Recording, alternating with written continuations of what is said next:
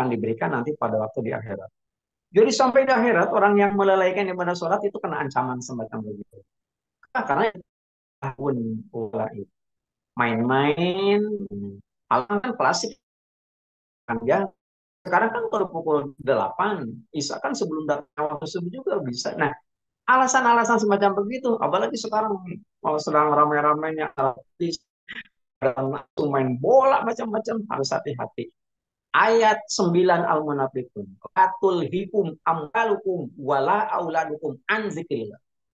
Jangan sekali-kali harta kekayaan, anak keturunan itu memalingkan kamu daripada zikir kepada Allah. Bukan dilarang nonton bola, bukan. Tetapi jangan sampai menunda-nunda waktu sholat. Gitu ya. Selamat yang pengelola acara Bunahaya Profesor Priyatmo Al-Mukarramun segenap wakil talqin semursyid yang dibisakan hadir pada online internasional pagi yang berbahagia pemangku Bupati Topi Wahyudin, mohon maaf tidak, kepada Ibu Haja Israwati, semoga beliau beserta keluarga selalu mendapatkan kajembaran rahmaniyah dari Allah Subhanahu wa taala karena kecintaan beliau selalu mengistiqomahkan acara manaqib online sebagai pemangku hajat manaqib. Ikhwan akhwat di seluruh penjuru dunia yang sedang mengikuti acara manaqib online internasional pagi ini yang saya cintai, yang saya banggakan. Hari ini sudah separuh kita memasuki Jumadis Tsaniyah. Di dalam kitab Al-Fiqratul Jadidah karya pengarsa Abad, Jumadis Tsaniyah dipopulerkan dengan Jumadil Akhir. Jadi apabila ternyata memang di tengah-tengah masyarakat kita ada yang menyebut bulan ini Jumadis Tsaniyah ataupun Jumadil Akhir, itu tidak usah dipersoalkan. Abah juga menyebut dengan dua istilah itu. Hanya kalau jumlahnya itu populerkan dalam kitab Wadilus Syuhur. Kitab yang mengenal beberapa orang yang sedang menempuh studi S2, S3 juga mengambil tema tentang Wadilus Syuhur. Betapa begitu agung. Kemudian pada huruf lam dalam kalimatnya ini dimaknai oleh yang mulia para sahabat sebagai lahun. Lahun itu main-main. Kita bisa melihat betapa pentingnya peran daripada zikir. Zikir ini bisa membendung apapun yang kita lakukan. Yang kita lakukan baik ucapan ataupun perbuatan itu bisa dibendung dengan zikir jahar dan zikir khafi supaya tidak menjadi lahun. Karena sabda Rasulullah SAW dengan tegas menyebutkan, kul zikrillah lahwun walain. Segala sesuatu apapun bentuknya yang bukan berupa zikir kepada Allah Subhanahu wa taala itu masuk kategori permainan, main-main, masuk kategori daripada main dan gurauan semata. Ini kulu amin artinya segala perbuatan. Perbuatan itu bisa ucapan, bisa tingkah laku, bahkan ibadah sekalipun. Ibadah yang kita lakukan juga ada yang masuk ke dalam kategori lahun. Walain. Karena apa? Karena memang sudah tidak didasari lagi, tidak dibarengi dari kata adalah zikir kepada Allah Subhanahu wa taala. Yang sering kita dengar ungkapan dari pengarsa Abah yang dipanjang lebarkan oleh para mubalik, baik wakil talqin ataupun bukan wakil talqin, uh, kecelakaan kan akan diberikan oleh Allah Subhanahu wa taala kepada dua bentuk bentuk pekerjaan.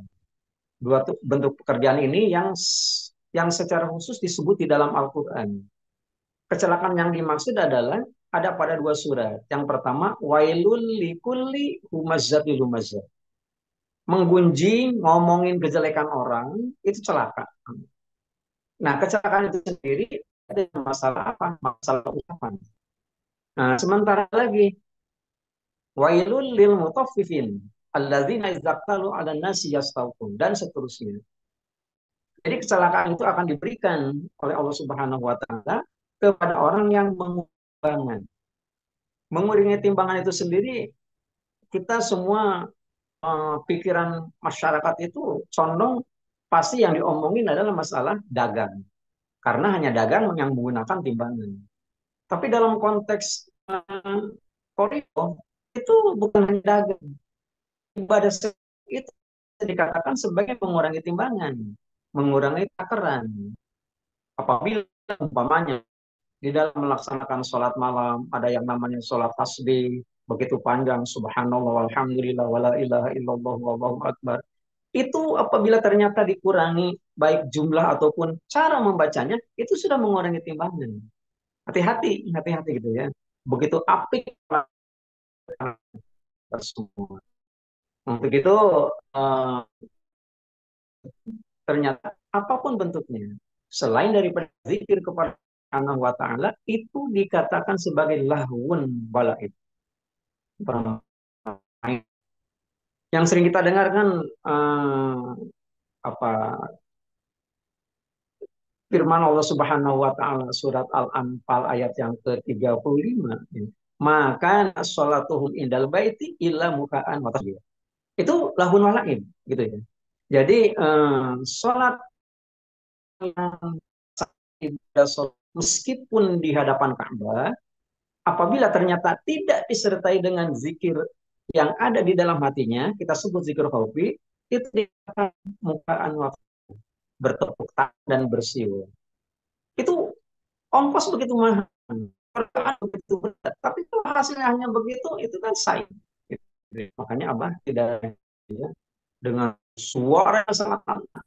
Orang yang belum ditakin zikir, meskipun melaksanakan ibadah umroh, itu sangat disayangkan. Sampai Abah berani mengatakan, lebih baik beliin kepada baso. Sampai itunya, tanggung jawab terhadap moral. Kita kedua, terkait dengan masalah sebagai lamun, main-main, termasuk di dalamnya ada main-main di dalam melaksanakan ibadah sholat, gitu ya. Orang yang menunda-nunda waktu sholat itu masuk ke dalam kategori main-main, kategori main-main di dalam mengatur dan menggunakan hak Allah Subhanahu Wa Taala itu tentang waktu. Sampai-sampai ada satu sabda yang sangat benar. Jadi sahabat kita Sunanul Mardiyah. Kita bawakan banyak ya yang saya baca yang berbahasa Arab saja ada 24 kitab yang karangan pengarang sahabat. Dalam kitab Sunanul Mardiyah yang pertama sunnah mursyid itu adalah melaksanakan sholat pada awal waktu. Mengapa? Perintah di dalam Al-Quran sudah begitu jelas. Akhirnya sholat tali zikri. Dirikan olehmu sholat hanya untuk berzikir kepada. Kalau hanya untuk mengingatku kalimat zikri, berarti apabila saat kita melaksanakan ibadah sholat, hati kita tidak ingat kepada Allah, itu sudah tidak dihitung. Gitu. Karena ada urusan.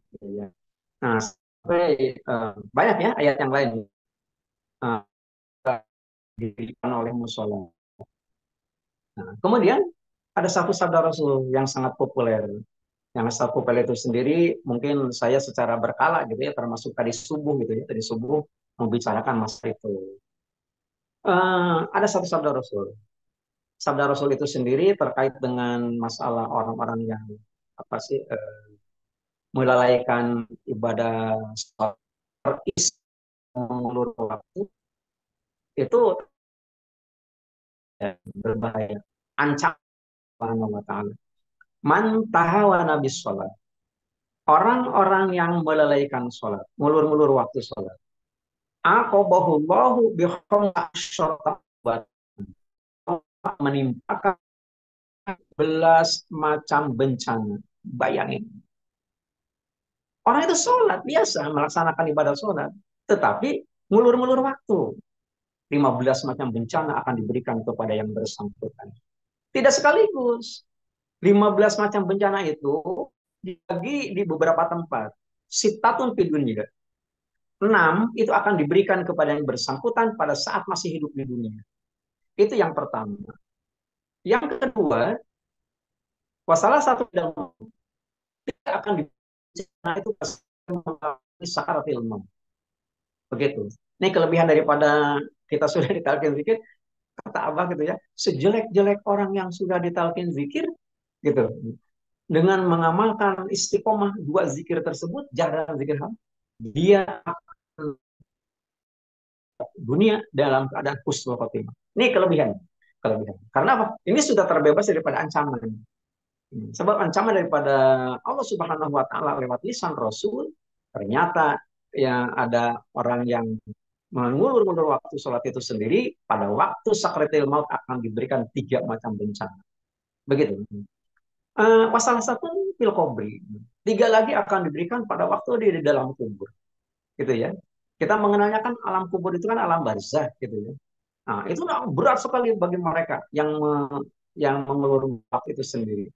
Nah, sementara kita kan sudah dibimbing gitu ya. Sudah dibimbing, diarahkan. Bukan kita tidak kita melalui barzah, hanya nggak berhenti aja gitu ya. Kita kita terus nyelonong karena diantarkan. Ada titik yang dikatakan oleh Al-Quran, adisidkin inda apa? In gitu ya. Tapi mak adisidkin pada suatu tempat kumpulnya orang baik.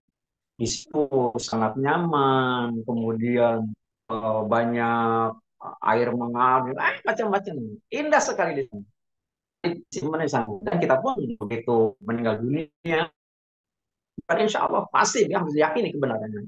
Itu nanti akan digabungkan di sini. Terakhir, masalah satu fil akhir.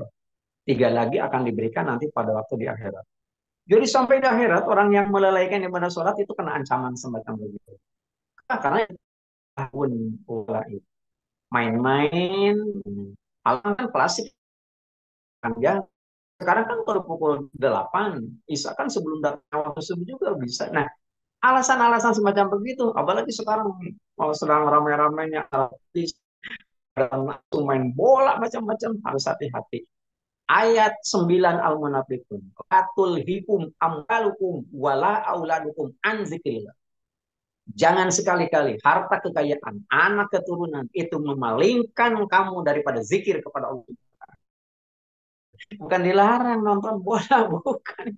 Tetapi jangan sampai menunda-nunda waktu sholat. Gitu ya. Yang akan diberikan oleh Allah Subhanahu wa taala cobaan itu adalah tanzim barokata min kasbihim. Gitu ya. Capai keberkahan dari aktivitas kerjanya. Bukan tidak punya pekerjaan. Pekerjaan punya. Bukan hanya pekerjaan, mungkin jabatan juga punya. Sebagai apa di perusahaan itu.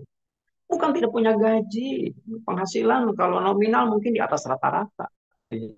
Tapi yang dihilangkan oleh Allah Subhanahu wa taala adalah keberkahan hidup. Begitu. Sementara yang namanya berkah itu sendiri kan begitu mahal. Mungkin kita sudah merasa kehilangan. Kehilangan sesuatu pada diri kita, kehilangan sesuatu pada rumah tangga kita, kehilangan sesuatu pada keluarga kita, pada tetangga kita, pada masyarakat kita. Bahkan tidak menutup kemungkinan kita sudah kehilangan sesuatu pada bangsa negara kita. Apa yang kurang? Berkah. Berkah itu Allah SWT menginginkan. Nah, berkah sendiri ada di satu tempat yang namanya kota di dalam Al-Quran. Inna auda baitin udi alinasi lalaz dibak kata mubarak. Rumah yang pertama kali dibangun oleh Allah Subhanahu wa taala untuk dijadikan tempat beribadahnya manusia kepada Allah Subhanahu wa taala adalah yang ada di Mekah yang diberkahi. Itulah Baitullah. Gitu ya. Kan kita aja kalau sholat menghadap Baitullah. Tapi kan kita diajari oleh pengarsa abang. Pak Aina Matuwalu, pasti wajib kemana? Di situ ada wajah Allah Subhanahu wa taala. Makanya tidak perlu ditunda sholat itu. Meskipun kita sedang berada di atas kendaraan, datang waktu sholat, kita maaf, sevisi kita menghadap tidak apa-apa. Jadi masih merasa kasih peripo. Waktu melaksanakan ibadah sholat, kita mengatakan bukan wajib kita memindahkan itu sampai itu. Arah ini gitu ya, itu sah-sah saja. Gitu. Karena Allah ini mengatakan Pak Aina Tuhan pasal wajib. Itu yang pertama. Tapi ada lagi ya, kesimpulan oleh Allah Subhanahu wa taala di air hujan. Gitu ya air hujan. Air hujan itu membawa berkah, bukan membawa bencana. Beberapa hari terakhir ini kan bencana akibat hujan kan begitu besar. Gitu. Kalau dulu waktu zaman kita kanak-kanak ya, lihat yang hanyut di sungai itu kan hanya sampah. Kalau sekarang mobil, mau bisa hanyut di sungai, bayangin aja. Itu luar biasa gitu. Ya. Nah, menurut hujan tidak. Musibah itu zuharul fasad fil bari wal bahri bima kasabat aydin nas. Al-Qur'an. Gitu ya. Jadi bencana itu muncul tangan-tangan manusia, bukan oleh hujan. Kalau hujan itu Allah mengatakan wa nazalna minas sama imaan mubarokan. Air itu diturunkan oleh Allah membawa berkah. Berkah tuh jangan diartikan. Hanya saja maaf gitu ya. Begitu ramainya media sosial yang menginformasikan tentang bencana gitu ya, bencana dampak dari bencana kan balai. Bencana itu bahasa alamnya bala. Hmm. Kita menyebutnya balai kalau di Indonesia. Yang namanya balai itu sendiri adalah derita, bencana. Gitu.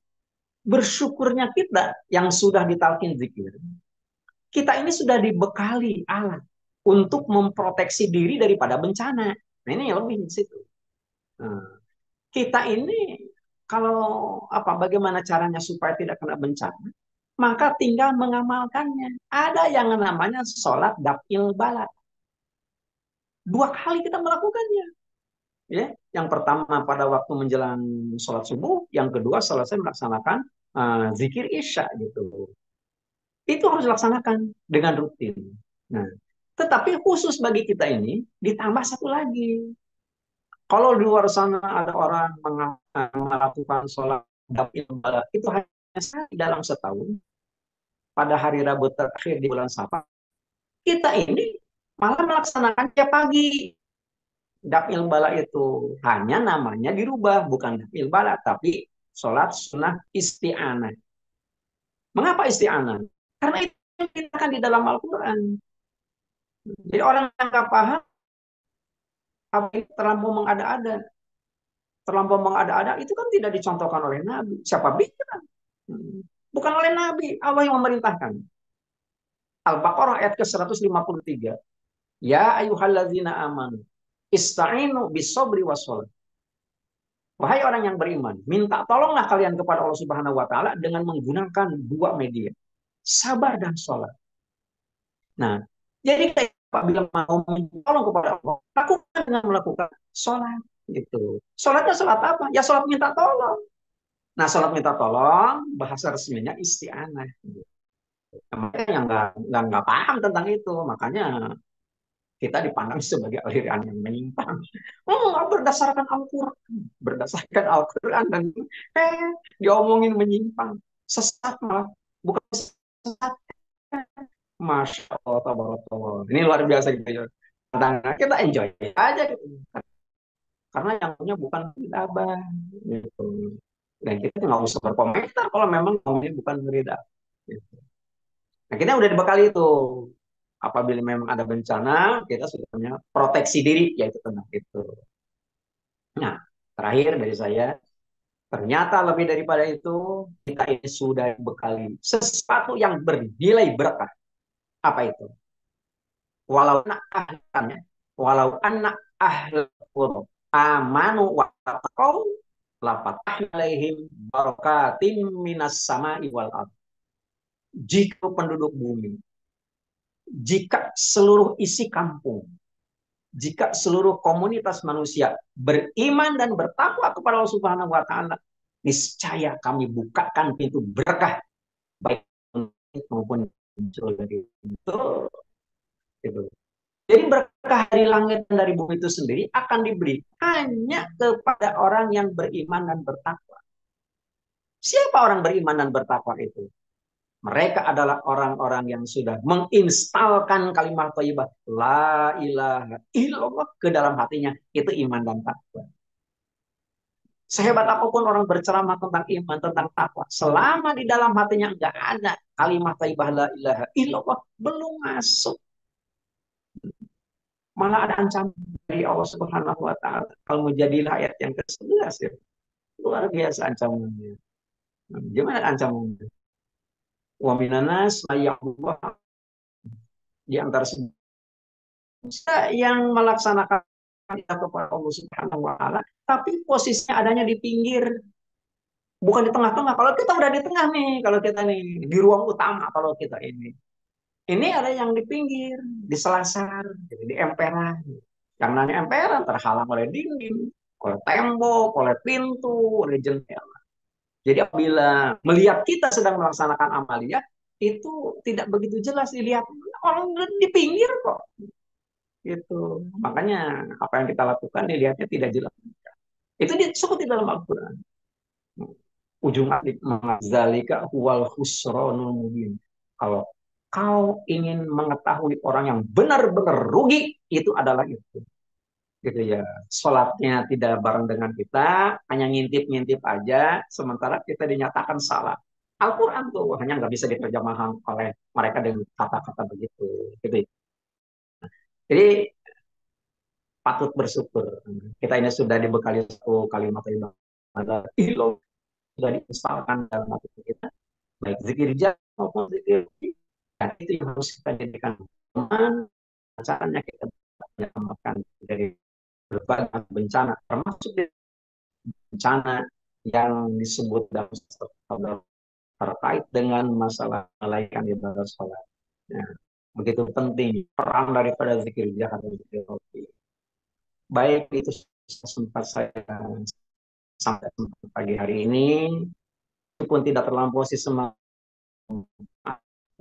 paling kita tahu apa yang harus kita lakukan dan apa yang harus tidak kita lakukan agar hari ini lebih baik dari kemarin. Penyampaian saya mengamini doa paten yang disampaikan pengersaan. Allah berkahi semuanya. Allah berkahi segalanya. Allah berkahi selamanya.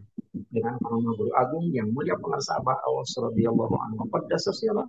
Al-Fatihah. A'udzu billahi minasyaitonir rajim. Bismillahirrahmanirrahim. Alhamdulillahirabbil alamin arrahmanir rahim maliki yaumiddin.